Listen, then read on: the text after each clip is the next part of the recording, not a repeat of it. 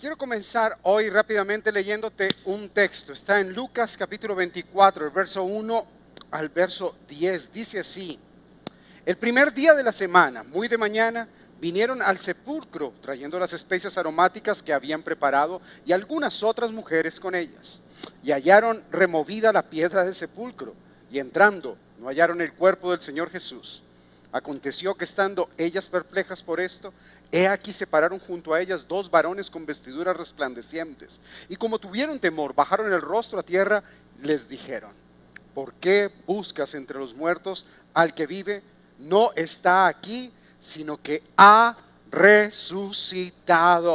Escúchame bien, la gran noticia es que nuestro Señor Jesús ha resucitado. Él está vivo. ¿Sabes? A veces pensamos que como ya, no, sí, yo sé que el Señor resucitó. Sí, yo lo sé. No, escúchame, no es algo de saber, es algo de entender. Y quiero concentrarme hoy precisamente en ese tema, no solamente porque sea domingo de resurrección y porque sea una fiesta lo que estamos celebrando en casa, sino porque la verdad, el centro de todo nuestro evangelio es la resurrección del Señor Jesús. Mira, mucha gente, muchísima gente, desde la época de Jesús, aún desde antes de que Jesús muriera, ya decían: mira, como Él dijo que va a resucitar, tenemos que hacer algo para que cuando resucite la gente piense que es mentira. Así que le pagaron a los soldados, así que hicieron todo lo que fuera posible para que la gente no creyera en la resurrección.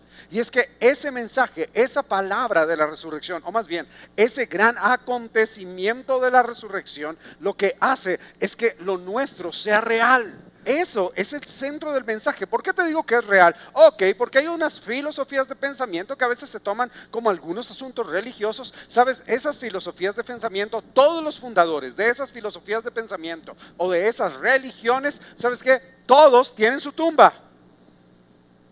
Pero hay una tumba que está vacía. La única tumba vacía es la tumba de Jesús, porque Él resucitó. Tú y yo a veces no disfrutamos tanto del poder de Dios porque simplemente hay cosas que no queremos creer o que pretendemos ignorar o que simplemente, bueno, como que no las tenemos tan claras en nuestra vida. Hoy quiero dejarte algo claro.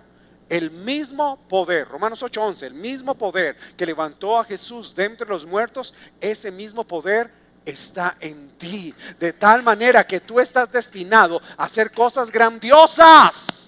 Tiempo después, cerquita al tiempo de ya cuando el Señor Jesús había resucitado y había ascendido a los cielos y ya estaba creciendo la iglesia, no creas que el tema de no creer en la resurrección o sí creer es algo menor o que es algo que tiene que ver con este tiempo. No, desde el mismo tiempo de Jesús, mira lo que pensaba la gente.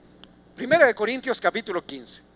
Si tú quieres estudiar un poquito más acerca de la resurrección, te recomiendo estudiar ese capítulo de la Biblia. Creo que es la mejor descripción que Pablo puede hacer acerca de la resurrección. Esto es para gente que pone en duda si el Señor resucitó.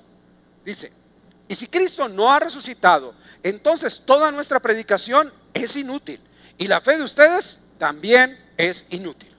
Y nosotros los apóstoles estaríamos mintiendo acerca de Dios porque hemos dicho que Dios levantó a Cristo de la tumba. Así que eso no puede ser cierto si no hay resurrección de los muertos.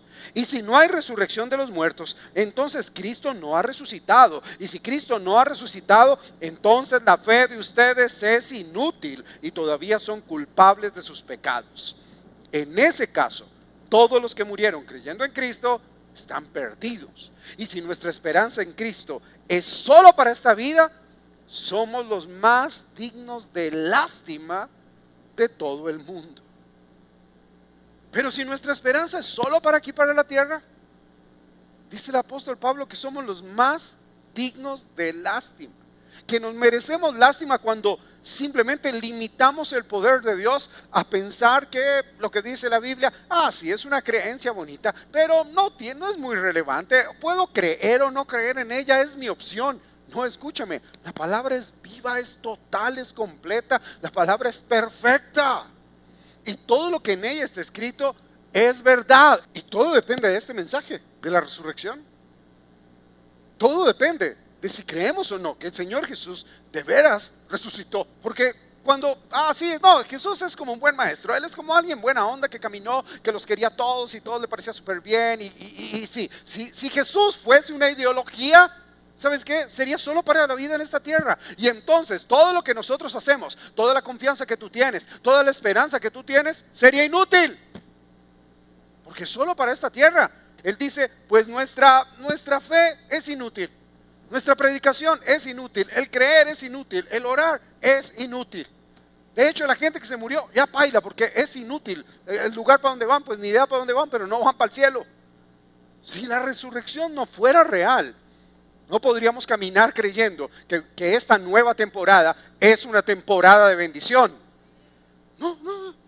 Entonces, ¿qué es lo que creemos? Bueno, creemos que el Señor ha resucitado y que nuestra fe no es en vano, que nuestra predicación, el mensaje que compartimos no es inútil. Creemos, por supuesto, que la iglesia no es simplemente un lugar donde venimos a reunirnos, sino que la iglesia es el cuerpo de Cristo. Podemos entender entonces que por la resurrección no hay ninguna cautividad que pueda seguir deteniendo nuestra vida, que no hay cautividad que pueda seguir deteniendo tus sueños, que no existe nada que limite todo lo que tú puedes alcanzar. ¿Por qué? Porque crees que la palabra del Señor está viva, es eficaz, que la palabra hace la obra en tu vida, y que como crees en ese mensaje de la resurrección, ¿sabes qué? Crees que todo lo que aquí está escrito es para bendición tuya y es para bendición de todas tus generaciones, porque aquí esto está lleno de promesas que van a llenar tu vida y que van a llenarte de esperanza, de certeza y de fe. Amén. ¿Cuántos lo creen? Ay, podemos creerlo. ¿Por qué? Y todo lo creemos porque Él ha resucitado. Por eso es que no es un mensaje cualquiera, sino que de allí depende todo lo que creemos. Dice el verso 20 de 1 Corintios 15, dice: lo cierto es que Cristo sí resucitó de los muertos. Entonces, si Él resucitó, hay tres cosas que por lo menos suceden en nuestra vida. Número uno, todo aquello que Él vino a cumplir, ya se cumplió. Mateo capítulo 5, verso 17 dice: no piensen que he venido a anular la ley o los profetas. No he venido a anularlos, sino a darles cumplimiento. La ley no es mala. Hay gente que piensa, toman uno o dos versículos que lo sacan del contexto en el cual fueron escritos, y entonces dicen, no, es que la ley es mala porque la ley nos lleva a la muerte, porque la ley nos hace pecar. No, no, no.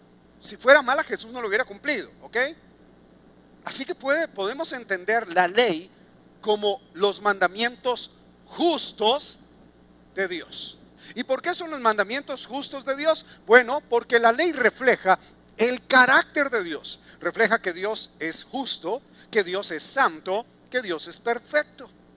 Entonces la ley realmente lo que está mostrando es quién es Dios. Y para acercarse a Dios, dice todo el Antiguo Testamento, dice que para acercarse a Dios, y lo encuentras por todas partes, desde Génesis, pasando por Éxodo, Levítico, Números, Deuteronomio, donde está todas las maneras rituales de cómo debemos acercarnos a Dios. En toda la Biblia está descrito que para acercarse a Dios hay que ser como Dios o parecérsele al máximo a Él. Y el problema es que no lo somos. Y sabes, había un hombre en la antigüedad que cuando iba a presentar sacrificio a Dios, este hombre tenía una ocupación, un cargo especial, que era el cargo de ser el sumo sacerdote. Oh, por supuesto que era súper bien, pero era de un riesgo total. Y cuando te digo de un riesgo total, es porque el sumo sacerdote tenía que ir y presentarse delante del arca de Dios, que simbolizaba la presencia de Dios, para presentar un sacrificio de adoración. Y cuando él iba a hacerlo, tenía que pasar por lo menos la última semana antes de presentarse. Le decían, tu turno te toca el próximo, bueno, hoy es que Alejo, te toca el 24 de mayo. Y entonces como que ya sé cuál es la fecha que me toca. Y entonces empezaba toda la semana a examinarse uno por uno, cada precepto, a ver si lo había cumplido perfectamente. Porque si no lo cumplía bien, al presentarse delante de esa presencia de Dios, moría.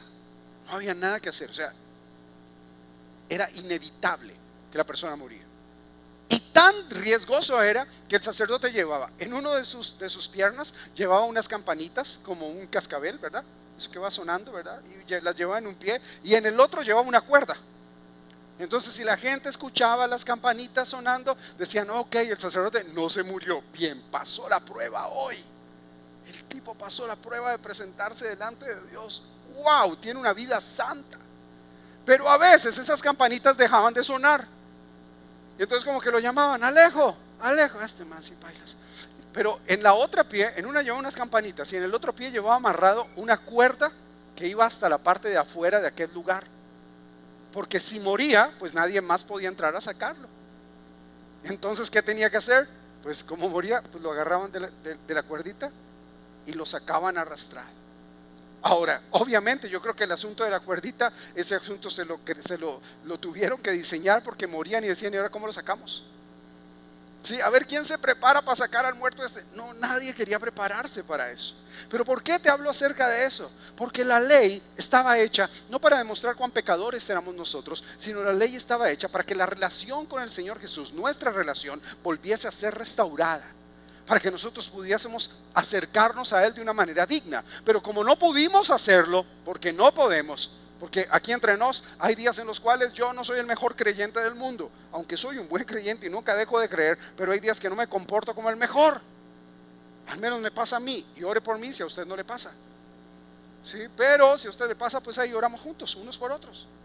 Pero sabes, hay días en que uno no quiere, hay días en que uno no puede, que uno se puede mal genio por cualquier cosa. Hay días en que uno no está de ánimo, que uno dice no debería estar aquí, pero bueno, hay días así en los cuales no podemos, pero entonces por eso el Señor vino a cumplir la ley por nosotros, de tal manera que el esfuerzo no dependa de nosotros, sino que dependa de nuestro amor por el sacrificio que hizo Jesús al cumplir cada uno de esos mandamientos y al ocupar nuestro lugar en la cruz. Entonces todo lo que tenía que cumplirse en la ley ya se cumplió, y por eso es que tú y yo tenemos el privilegio de poder venir a la iglesia y ¿sabes qué? Adoramos, y tenemos el privilegio de poder venir y disfrutar de la presencia del Señor y cantar o no cantar, y mientras cantamos algunos se van para el baño y otros, ay, no importa, pero ¿sabes qué? Lo tomamos de una manera tan ligera. No, entiende, poder adorar, poder reunirnos, poder estudiar la palabra, poder compartir unos con otros dentro de este contexto es un privilegio hacerlo. ¿Por qué? Y depende de qué, perdón, depende de que el Señor, gracias a su muerte, gracias a su resurrección,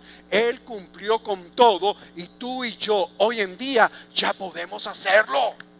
Los judíos ortodoxos, ellos dicen no, ¿saben qué? Nadie, ni siquiera se puede nombrar, ni siquiera se puede decir el nombre de Dios, porque es santo el nombre de Dios, y ni siquiera lo puedes nombrar, y no puedes orar a menos de que hayan 7 personas contigo. Tiene que haber mínimo un grupo de 7 personas para que puedas orar. No podríamos orar, pero el Señor Jesús dijo no, cuando tú vayas a orar, ¿sabes qué? Acércate al lugar secreto donde está el Padre, y Él a ti solito te va a escuchar. Y ¿sabes qué? Eso es un beneficio del sacrificio de Jesús. Eso lo podemos lograr gracias a que Él ha resucitado. Así que esto no es un mensaje cualquiera. El hecho de que Él haya resucitado, no, eso cambia drásticamente, totalmente, completamente toda la historia. De hecho, cambia toda nuestra historia. Número 2, todo lo que Él vino a destruir ya fue destruido. Todo lo que el Señor tenía que deshacer ya ha sido deshecho. Te lo voy a leer así, Hebreos capítulo 2, versículo 14. Hebreos 2:14. Por tanto, ya que ellos son de carne y hueso, Él también compartió esa naturaleza humana para anular mediante la muerte al que tiene el dominio de la muerte, es decir, al diablo. Mira, Jesús acabó, destruyó, eliminó toda atadura que Satanás tenía sobre la humanidad a causa del pecado. Escúchame bien, ¿esto qué significa? Eso significa que tú ya no eres cautivo de ningún pecado, que tú no eres cautivo de absolutamente nada, porque el Señor ya venció. Él ya ha vencido, no eres cautivo de nada. Yo sé, pero es que, ¿cómo es que dicen las abuelas? Las abuelas dicen, más sabe el diablo por ¿qué por diablo? Y pues el diablo sabe, entonces utiliza muchas herramientas. ¿Para qué? Para controlarnos a nosotros, porque ya no somos esclavos. Tú eres libre, Él ya te hizo libre. Lo que pasa es que el diablo, como lleva más tiempo, entonces ¿sabes qué? Él viene y aprovecha cada temporada que pase. Pasó esta temporada de COVID, ¿verdad? Y entonces hizo que sobre muchos viniera no sé si me permiten la palabra, como un manto de dolor. un manto donde el temor vino a hacerse cargo de tu vida y ay, que todo da pereza, todo da como miedo, o tienes dolor, o todo te parece hipersensible y todo parece así terrible y tienes mucho miedo de cualquier cosa, o a lo mejor como vivimos en un mundo donde corrupción es un lenguaje común y corriente, entonces todos sentimos que ser corrupto está bien y nos parece lo más normal, o a lo mejor son tus emociones las que juegan en contra tuyo y a veces te da un poquito de tristeza, pero tú dices, ay no, ya me dio la depre y entonces tengo depre y te pegas unas deprimidas de verdad como si tuvieses realmente un cuadro de depresión grave, pero no tiene nada que ver con eso y el enemigo ahí te tiene atado, quietico, tú no avances, vas a soñar y entonces el enemigo viene y refresca tus traumas, ¿verdad? Porque traumas hemos tenido todos, eso sí, no hay duda, pero una cosa es que ya sabemos, ay sí, yo ya fui sanado, pero de repente el enemigo dice, venga, ¿se acuerda cuando le hicieron esto? Ay sí, pobrecito, pobrecita tú, o sea, tienes que acordarte de eso siempre porque eso marcó tu vida, porque eso dañó tu vida. Y entonces el enemigo comienza a jugar con tus traumas y ¿qué sabes qué es lo peor? Que tú y yo comenzamos a creerle. Y como ya el tipo no tiene autoridad, pero sabe cómo influenciarte para que tú te rindas ante su autoridad. Y es lo que él usa. Pero el Señor Jesús ya venció, Él destruyó por completo. Escúchame, destruyó a aquel que tenía el poder sobre la muerte. Y entonces si ni siquiera sobre la muerte ya tiene, si ni siquiera la muerte ya tiene autoridad sobre ti, entonces ¿qué tiene autoridad sobre ti? ¿Alguna cautividad tiene poder sobre ti? ¿La enfermedad tiene poder sobre ti? ¿El pecado tiene autoridad sobre ti? ¿La tristeza tiene autoridad sobre ti? ¿Quién tiene autoridad sobre ti? Solamente el Señor Jesús. Y el Señor Jesús lo que quiere es que tú seas libre. Primera de Juan 3:8 dice, el que practica el pecado pertenece al diablo, porque el diablo comenzó a pecar desde el principio, pero el Hijo de Dios vino a destruir las obras del diablo. Así que Él ya vino y ya toda obra del diablo en tu vida ya fue deshecha, ya no tiene poder, no tiene autoridad. Mira, algo más, un punto más respecto a esto.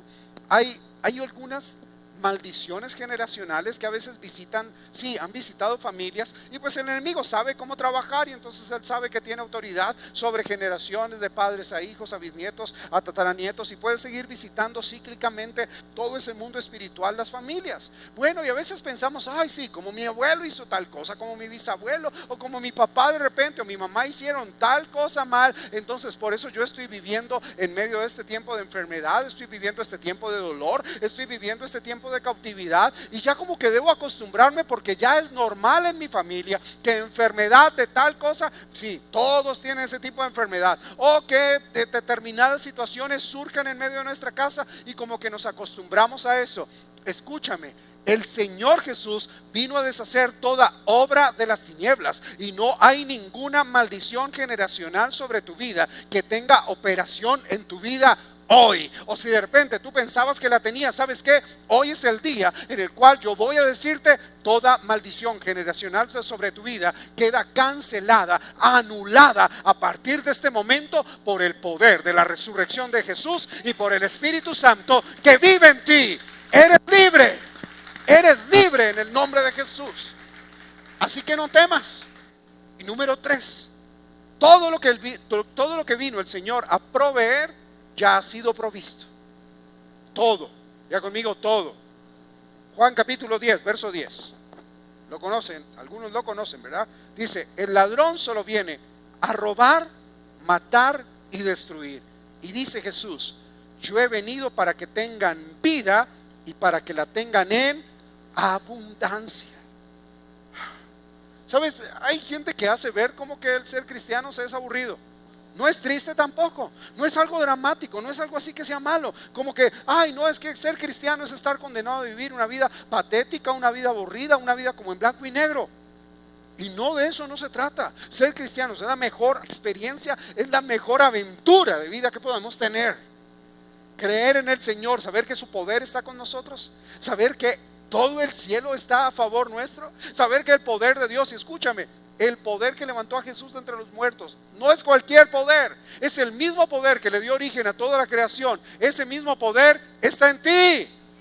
Eso es una ventaja gigante. O sea, saber que en todo voy a ganar, ¿Esto te parece bueno o te parece malo? Pastor, pero hay algunas donde uno no gana. No, la Biblia inclusive dice, Romanos 8:28 dice que aún todas las cosas malas que nos suceden, Dios sabe cómo usarlas para nuestro bien. Así que en todas ganamos.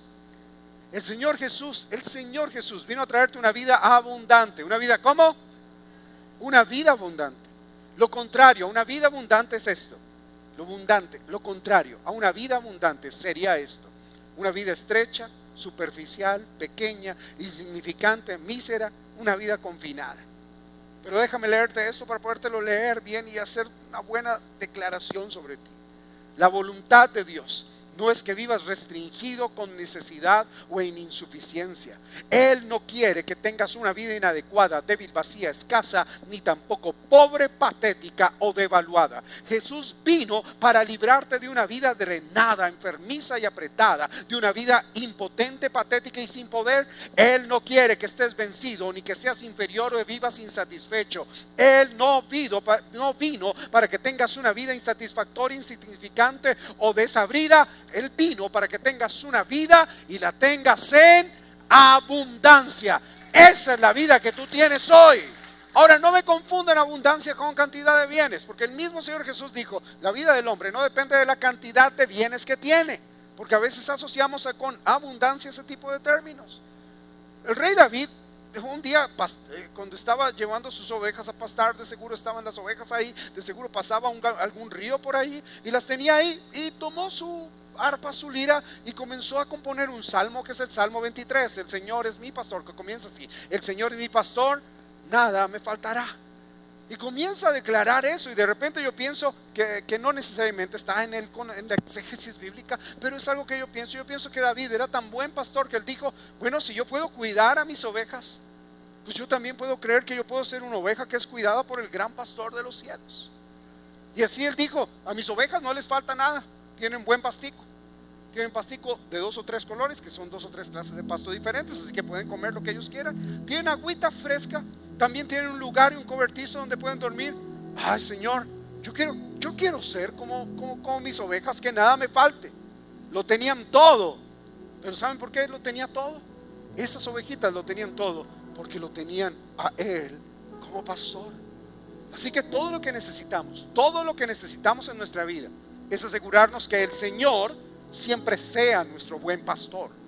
No de cuánto poseo, cuánto puedo tener y cuánto puedo alcanzar. No. Trabaja, esfuérzate, ten todo lo que quieras, cómprate lo que quieras, pero nunca dejes de ser generoso, pero nunca dependas de nada de eso. Depende siempre de que el Señor sea tu pastor. Eso tiene que ser el motivo de tu dependencia, que el Señor sea tu pastor. Lo demás es pasajero, lo puedes disfrutar un día sí, un día no. Igual no puedes usar todos los pares de zapatos que tienes al tiempo, así que no hay problema en que los tengas, ¿ok? Pero no podemos disfrutar un día si el Señor no está con nosotros.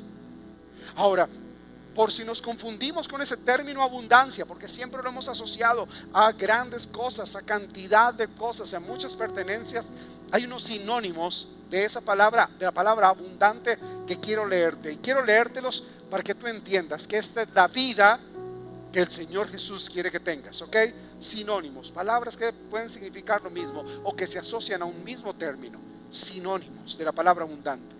El Señor quiere que tú tengas una vida abundante, que puede ser una vida rebosante, profusa, plena, rica, gratificante, llena, satisfactoria, cómoda, extravagante, desbordante, fuerte, profunda, ancha, significativa, poderosa, energizante, refrescante y vigorizante, fortalecedora, prevaleciente, dominante, atractiva, influyente, vigorosa, robusta, entusiasta, saludable, viva, vibrante, dinámica, perfecta, enérgica, jugosa, hermosa y bien provista. Por esto vino Jesús, para que tú tengas esta clase de vida. Esto es lo que vino a traerte Él a ti. Esto es lo que Él tiene preparado. El cielo tiene preparado para ti hoy. Solo Jesús ha prevalecido sobre la muerte. Solamente Él ha resucitado. Solamente Él se ha levantado. Y dice la Biblia, 1 Corintios 15, ese capítulo de la resurrección, verso 3: porque ante todo les transmití a ustedes lo mismo que recibí, que Cristo murió por nuestros pecados según las Escrituras, que fue sepultado según las Escrituras y que resucitó al tercer día según las Escrituras. Eso quiere decir que todo lo que aquí está escrito, que cada una de sus promesas son verdad y están aguardando para que tú las recibas, para que tú las creas. ¿Por qué? Porque el Señor está vivo y su palabra también lo está. Esta palabra está viva y es para ti. Es para ti.